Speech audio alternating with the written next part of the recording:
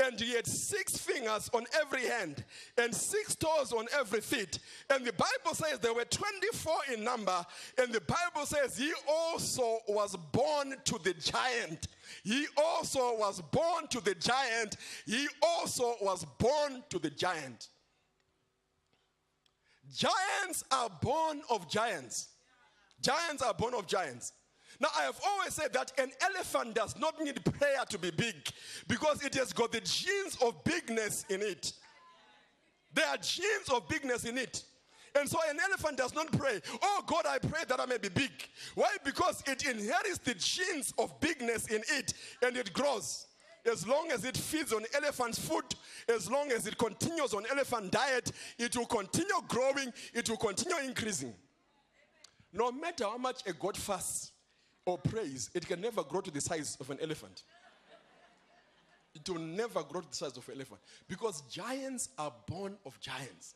When you inherit a name of a giant, you automatically become a giant. When you inherit the name of a big visionary, you also inherit the same.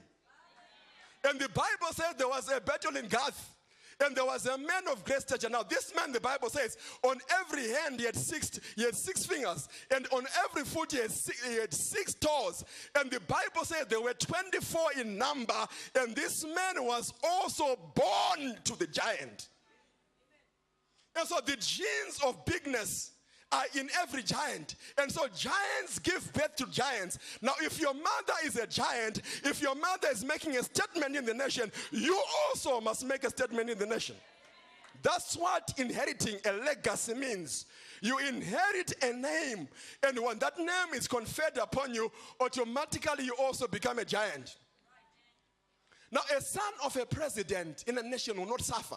You don't suffer.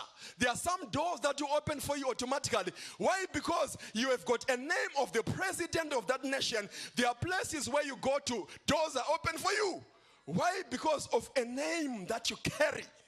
Of a name that you carry. Now, this thing called Maximize Lifestyle International, don't play with it. It's a big name. Somebody say it's a big name. It's a big name. And as long as you hook onto this vision, I'm prophesying now, as you hook onto this vision, run with this vision, you are going to be a lady that will make a difference in your time. I tell you, as you rise up and say, I'm a maxi lifer, you are going to go far in the things of God because this is no small vision. And so a name is important. A name is important. The Bible says a good man leaves an inheritance for his children. In other words, there is an inheritance that comes as a result of a name of a father. The Bible says in 2 Kings chapter 3 verse 11, Jehoshaphat asked a question. He said, is there no prophet of the Lord that we may hear the voice of the Lord, that we may inquire? And the Bible says there is this Elisha, the man that poured water on the hands of Elijah. Elisha's greatness was associated with the name of Elijah. In other words, Elisha became big because of a father who was big. And because of the father who was big, you became big also because of the genes that he carried from his father. And so when Elisha is praying that let your double portion of your spirit come upon me, he is also getting a mantle upon his life, but also he uses the name of Elijah.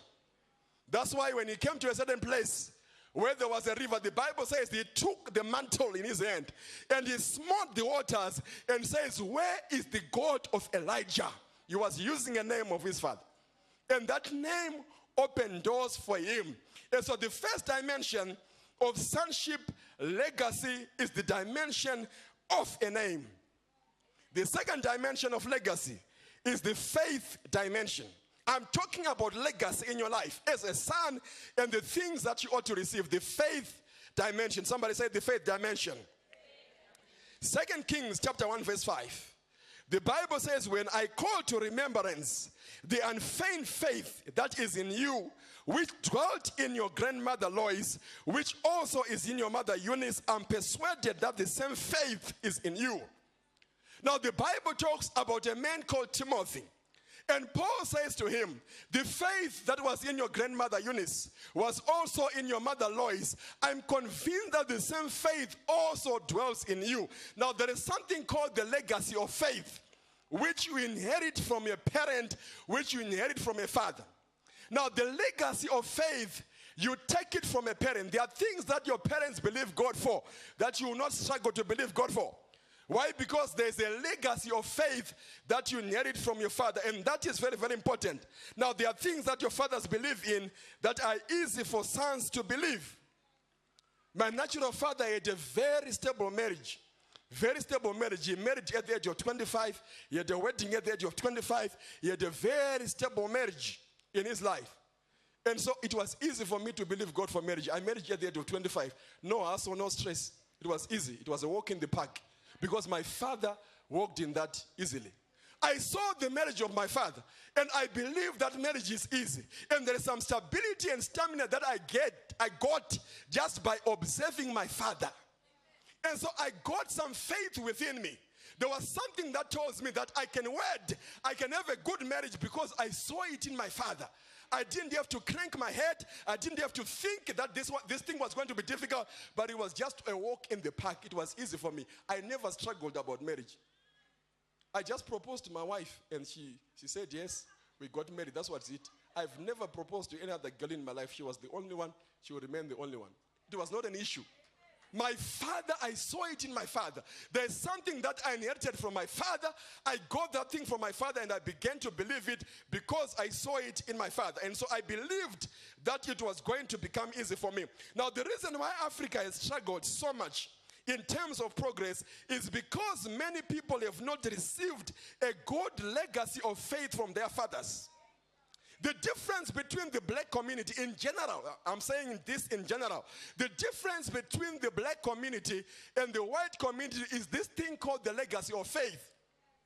The other day I was just walking at my church in Braamfontein, just outside going to church, and I saw elderly men working, men of 70 years, of 60 years, that were digging trenches. You know, they were putting many things there. And I looked at the other corner of the street, and I saw this white boy at the age of 12, 13, Apostle Sarah. He was commanding those men, do this, do this, do this, do this. Now, he was running a business. He was in charge of a business because of the legacy of faith that he obtained from the father. That is why you find that many black people struggle with business, because we never received the legacy of faith to conduct business ourselves. But when you look at our white counterparts, it's easy for them. A 7-year-old can tell you, I'll run my father's business. I'll be running my father's farm. Why? Because of the legacy of faith. My daughter was born, is 4 years old now. And in the 4 years, that she has been alive, we have changed cars 3 times. One of the things that my daughter always says, Daddy, it's time to buy another car. Because she has been born 4 years, she has seen us changing cars 4 times. So cars are not an issue. To her, she believes that Daddy must buy a car yearly. Every time she's celebrating a birthday, Daddy must buy another car. To her, it's just as simple as that. Why? Because she saw it in the father. She saw it in the father. I will not have a situation where my daughter begins to crank and believe God for a car. Cars must not be an issue to her, because I, as the father, there's something that I obtained, and she saw it in me. And so the legacy of faith are things that you see in a parent. If your parent has built a house, if your parent has got properties, you simply walk into properties. You don't pray or crank your head about them, because of the legacy of faith. That's what the legacy of faith does. It sets you at a higher platform because you begin to believe God for things that are higher. And that is very, very important. And so the issues of life become easier when we obtain the legacy of faith. Ladies, as we observe those that have walked before us, it's not only enough for us to see the vision and the achievements of their lives, but let us obtain the same kind of faith that they carry, that we may run with the same kind of vision that they have, that we may be able to receive this faith in our hearts and believe that it can be done. The reason why I know that our church in Joburg will prosper is because I came here 2000 and I saw the church increasing and growing. I'll simply walk in the same kind of faith that Apostle walked. Our church will grow, it will increase. I will not struggle in church. This is not an issue. The presence of God coming down is not an issue. I have the same faith as my father. I believe it happens. It's just as simple as that. That's the legacy of faith. You must obtain faith from a father. The Bible says, imitate those who through faith and patience inherited the promises. You imitate those that have gone before you. As you do that, you walk in the legacy of faith, and certain things become easy for you because of the faith that you receive. Now, sometimes I get amazed at the way that white people take risks. It's amazing. White children, generally, as you see them, I see some of them, out of their windows, out of their father's car's windows, waving at everyone, and the car is going to 120 kilometers per hour. They are not afraid because they've got a certain legacy of faith, of risk-taking that they've obtained from their father. They know it can be done. They know I'm going to go. That's why they are so adventurous. They can go to the nations of the world. They are not afraid. You are afraid of going to Walvis Bay, just to and fro, Cape Town. And the white simple boy is telling you that I'll go to the nations of the world. I'll go to Antarctica, where there is the coldest temperatures in the world. Why? Because of the legacy of faith. Somebody say the legacy of faith. Legacy of faith. If there is anything that you need to leave for your children, it is the legacy of faith. Your children must see you believing. Your children must see you walking in faith. Your children must understand the faith language, that our Father walks by faith. And you must walk by faith. If you complain every day, your children see you complaining every day, you are living a legacy of doubt. You are living a legacy of fear in your children. Your children must understand that all things work together for good. They must see you walking with faith, and they must inherit the legacy of faith. When they inherit the legacy of faith, they are going to go far in life. I'm amazed at the demands of my daughter. My daughter believes that all things are possible. She believes that all things are possible. She can't take no for an answer. She just can't take no for an answer. Last week we were supposed to go to Johannesburg Zoo with her. And so apparently we went to church and began to work. We worked so much. Around 4, we are still with her. She was in the church premises. And we just went home. We kept quiet. The moment we got home, Daddy, I don't like it. Why didn't we go to the zoo? You promised me to go to the zoo. Why? I don't like that. Don't do that. Please, you can't treat other people that way. No, my daughter would tell me that. You can't treat other people that way. Don't do that to others. We laughed with my wife. Because she believes.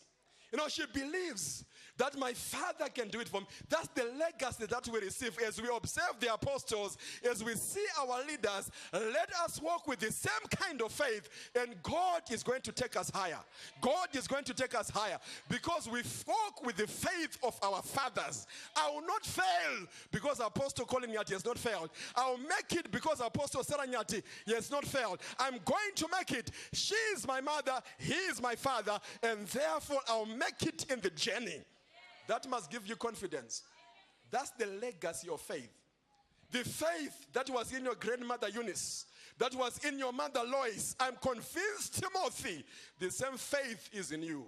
You will receive the heritage of faith. You receive the legacy of faith, and you begin to walk with it, and God will take you far. Number 3, the blessing dimension.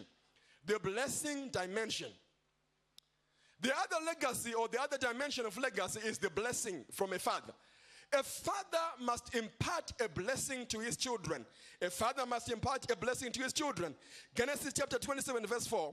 The Bible says, and Isaac said, make me a savory meat such as I love, and bring it to me that I may eat, and that my soul may bless you before I die. Now fathers of old knew that they had to bless their sons before they died. And so before the death of their children, they will call their children and begin to bless them and begin to lay hands upon them. Why? Because it is important that a son receives a blessing from a parent. There's a blessing that comes from a parent that you must receive. And when that blessing comes upon your life is never the same again. Now the Bible then says, continuing with the story, Genesis chapter 29, verse 27, verse 29. The Bible says, and Isaac began to pronounce the blessing and say, let the people serve you, let the nations bow down to you, and be Lord over your brethren, let thy mother's sons bow down to thee, and cursed is everyone that curses you, and blessed is he that blesses you. Now he is pronouncing a blessing, and Jacob apparently received the blessing. instead of Esau. When Esau comes back and discovered that the blessing has been stolen, he cries to his father and says, Father, is there not any one more blessing also that you may bless me? Now there's a blessing that happens when someone is about to die. When you're about to die, you don't leave anything. You empty yourself. You pour out the full blessing. And so Esau understands that daddy is about to die.